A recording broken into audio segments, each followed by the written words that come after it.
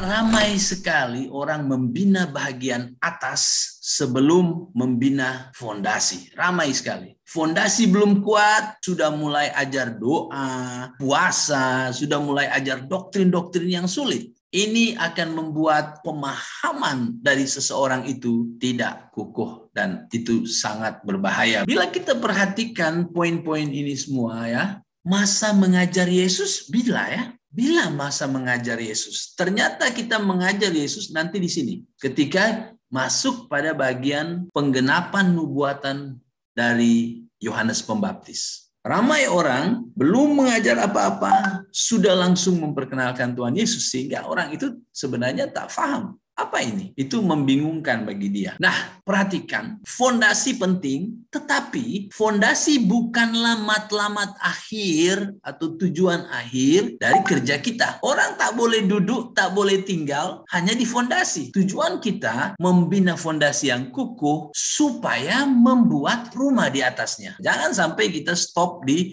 fondasi ini. Fondasi ini ada karena kita nak membuat bangunan yang besar. Karena itu, seorang hamba Tuhan, dia sangat memberasankan. Karena dia sebenarnya sedang ada satu proyek yang luar biasa. Yaitu dia mau membina satu binaan yang besar sekali. Sekarang kita akan masuk pada apa yang saya sebut mengenal Alkitab. Buku yang cukup tebal dan memang sangat mencabar untuk menghabiskan membacanya ya. Siapa yang sudah pernah habis membaca seluruh Alkitab? Tetapi kita harus sadar bahwa sesungguhnya Alkitab atau kitab suci ini adalah surat pribadi, surat persendirian Allah untuk setiap orang sebenarnya. Maka kita sesungguhnya perlu tahu, perlu faham ini. Tetapi kita perlu tahu cara dalam mempelajarinya. Beberapa prinsip yang ingin saya kongsikan agar kamu boleh faham cara untuk memahami Alkitab. Pertama adalah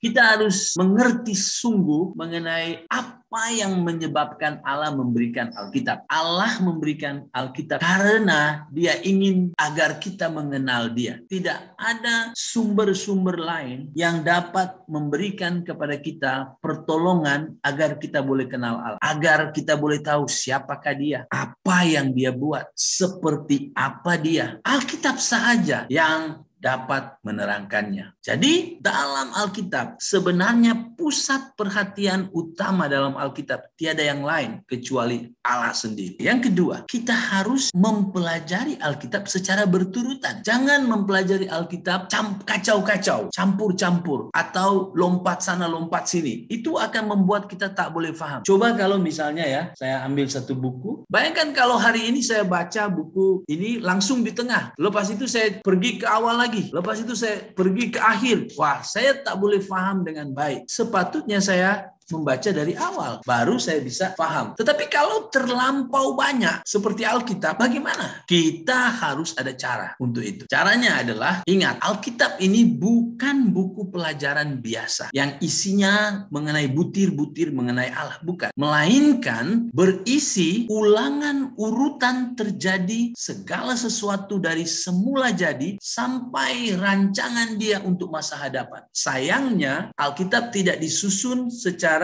urutan seperti itu. Kita harus tahu macam mana urutannya. Oleh itu, kita harus melihat perjalanan peristiwa demi peristiwa sesuai urutan yang diberikan dalam Alkitab. Sehingga kita bisa tahu, oh ini lebih dulu jadi, lepas itu ini, lepas itu ini. Oh, akhirnya kita bisa paham secara berturutan.